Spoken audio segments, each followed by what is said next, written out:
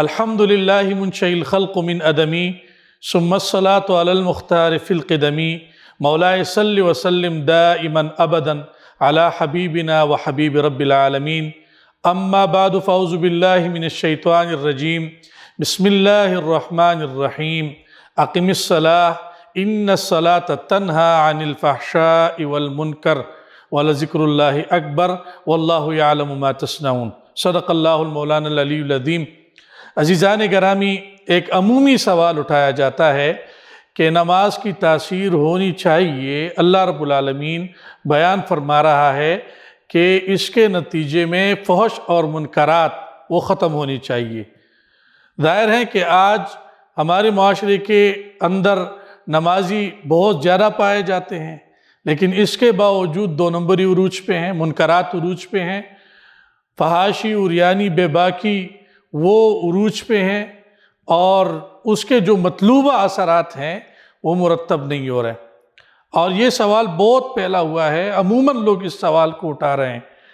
تو اس مرحلے پہ میں 3 نکات کی صورت میں اس بات کو واضح کرنے کی کوشش کروں گا۔ سب سے پہلی بات یہ ہے کہ جو ہماری نماز ہے یہ بے علمی کی نماز ہے، یعنی ہم جو کچھ پڑھ رہے ہیں اس کے بارے میں ہمیں آگاہی نہیں ہے، ہمیں معلوم نہیں ہے کہ ہم کیا پڑھ رہے ہیں۔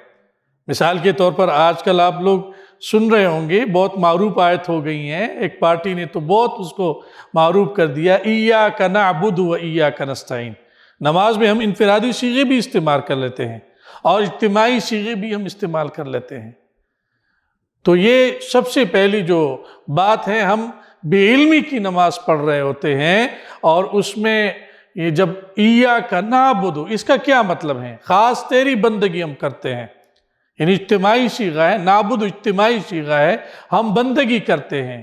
تو اس کا کیا مطلب ہے؟ اس کا مطلب یہ ہے کہ اے اللہ، ہم انفرادی طور پر تیرے بندے ہیں، سماجی طور پر تیرے بندے ہیں، اے اللہ ہم سیاسی طور پر تیرے بندے ہیں، اے اللہ ہم معاشرتی طور پر تیرے بندے ہیں، اے اللہ ہم معاشی طور پر تیرے بندے ہیں۔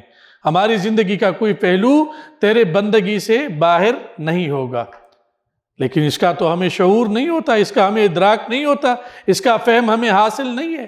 رات کو ہم کھڑے ہو جاتے ہیں اور وَنَخْلَعُ وَنَتْرُكُ مَن يَفْجُرُكَ، اے اللہ ہم جدا ہوتے ہیں، ہم چھوڑ دیتے ہیں ان لوگوں کو جو تیرے نافرمان ہیں، لیکن صبح ہوتی ہی ہم ان لوگوں کے چوکٹ پہ سجدریز ہو جاتے ہیں، وہاں پہنچے ہوتے ہیں کہ جو اللہ کے نافرمان ہیں، باغی ہیں، کم از کم اللہ کے احکامات کو خاطر میں نہیں لاتے، ان لوگوں کے پاس ہم جا رہے ہوتے ہیں۔ تو سب سے پہلی وجہ وہ یہ ہے کہ ہم جو ہے بے علمی کی نماز ادا کر رہے ہیں۔ دوسری وجہ یہ ہے کہ ہم بے شعوری کی نماز ادا کر رہے ہیں، بے شعوری کی نماز، یعنی ہم نماز میں تو کھڑے رہتے ہیں لیکن ہمیں یہ اندازہ نہیں ہوتا کہ ہم کس کے آگے کھڑے ہیں۔ ہم خالق کائنات، مالک ارض و سما کے سامنے ہم کھڑے رہتے ہیں، لیکن ہمیں اس کا شعور نہیں ہوتا، ہمیں اس کا ادراک نہیں ہوتا۔ وہ آپ نے مشہور واقعہ سنا ہوگا کہ ایک امام صاحب کو شک پڑ گیا کہ پتہ نہیں میں نے 4 رکعت ادا کی ہیں یا 3 رکعت ادا کی ہیں۔ پیچھے سے ایک آدمی بھاگا، کہہ رہے کہ نہیں امام صاحب آپ نے 3 رکعت ادا کی ہیں، کیونکہ میرے 4 دکانیں ہیں، 3 دکانوں کا میں حساب چکتا چکا ہوں، ختم کر چکا ہوں، اور 1 دکان کا حساب ابھی رہتا ہے۔ تو اس میں ہم اپنے دنیائی معاملات کو، اپنے اولاد کے مسائل کو، اپنے جاب کے مسائل کو سوچ رہے ہوتے ہیں، اس وقت قطعی طور پہ ذہن پہ ہمارے یہ حاوی نہیں رہتا کہ ہم پروردگار عالم کے سامنے کھڑے رہتے ہیں۔ تیسرا جو اہم نکتہ ہے وہ یہ ہے کہ ہمارے نمازیں بے روح ہیں، روح اس کے اندر روح نہیں ہے۔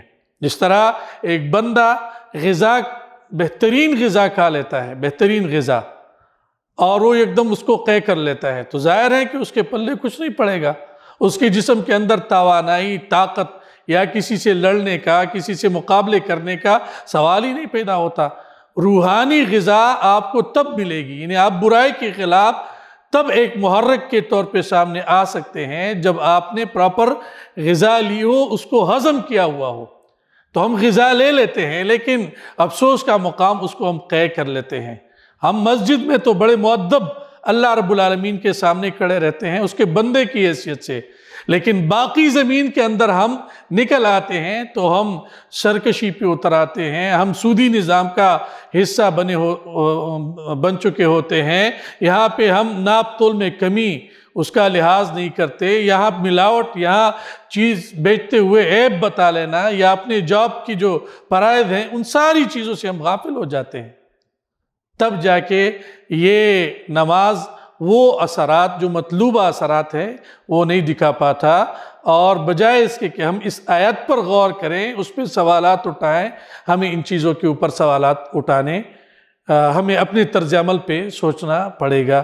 وآخر دعوانا ان الحمدللہ رب العالمین۔